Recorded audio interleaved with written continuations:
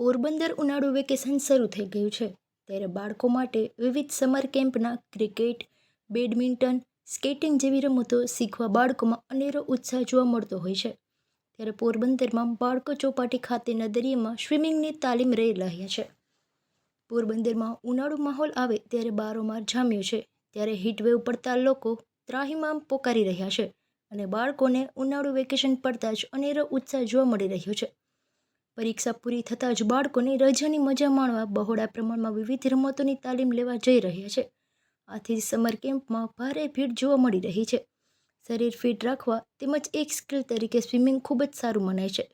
બીજા બધા શહેરોમાં સ્વિમિંગ માત્ર સ્વિમિંગ પુલમાં જ શીખવામાં આવે છે ત્યારે પોરબંદરમાં સીધા જ દરિયામાં તરવાની તાલીમ આપવામાં આવી રહી છે.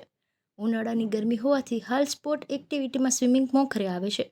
માટે દર વર્ષની જેમ આ વર્ષે પણ ચોપાટી ખાતે નિઃશુલ્ક સ્વિમિંગ શીખવાના ક્લાસનું શ્રી રામસિંહ સ્વિમિંગ ક્લબ દ્વારા આયોજન કરવામાં આવ્યું છે.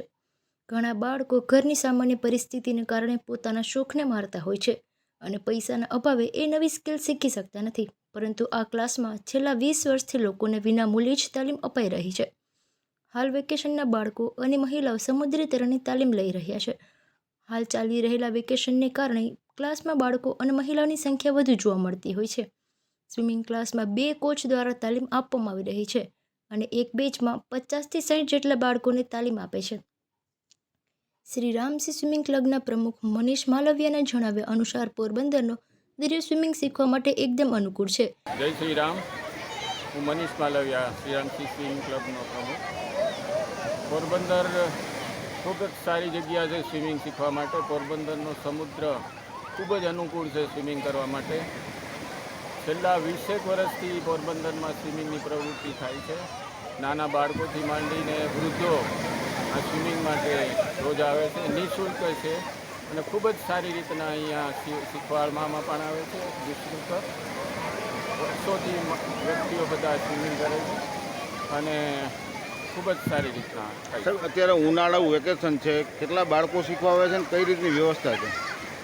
નાના બાળકોથી માંડીને લેડીઝ રોજ અહીંયા લગભગ 50-60 જણા જેટલા શીખવામાં આવે છે.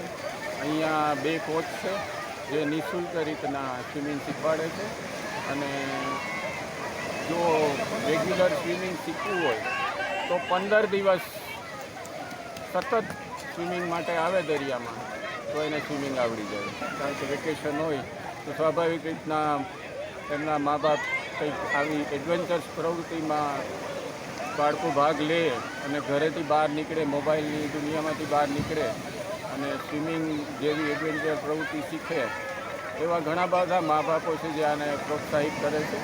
અને તમને અંદાજે કહી શકું કે રોજના તમે 50 થી 60 છોકરાઓ અને 20 થી 30 લેડીઝો અહીંયા રોજની સ્વિમિંગ કરતી જોવા મળે. રોજ કેટલા લોકો સ્વિમિંગ કરતા હોય છે સભ્યો? રોજ અમારા સભ્યો અને બધા મળીને લગભગ 250-300થી ઉપર સ્વિમિંગ કરતા જોવા મળશે.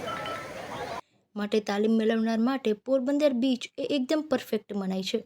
સ્વિમિંગ શીખવાના અનેક ફાયદા જે આવડતની સાથે આરોગ્યની દ્રષ્ટિએ પણ ગુણકારી છે અને વિવિધ ક્ષેત્રો જેવા કે નેવી, કોસ્ટગાર્ડ જેવી નોકરી મેળવવામાં ખૂબ ઉપયોગી છે અને કોઈ આકસ્મિક પ્રસંગો જેવા કે કુદરતી આફત, પૂર જેવા સમયે કામ લાગે છે. અને બીજા દેશ જેવા કે જાપાન, અમેરિકા, ચાઇનામાં તો બાળકો ચાલતા શીખે એ પહેલાંથી જ સ્વિમિંગ શીખવાડી દેવામાં આવે છે, જેથી કરીને ભવિષ્યમાં કોઈ પણ કુદરતી આફત આવે તો એ પહેલાંનો જીવ બચાવી શકે. આમ સ્વિમિંગની તાલીમ એ ખૂબ ઉપયોગી સાબિત થાય છે અને આથી જ શ્રી રામસિંહ સ્વિમિંગ ક્લબમાં તાલીમ મેળવવા ઘણા લોકો દૂર દૂરથી આવે છે.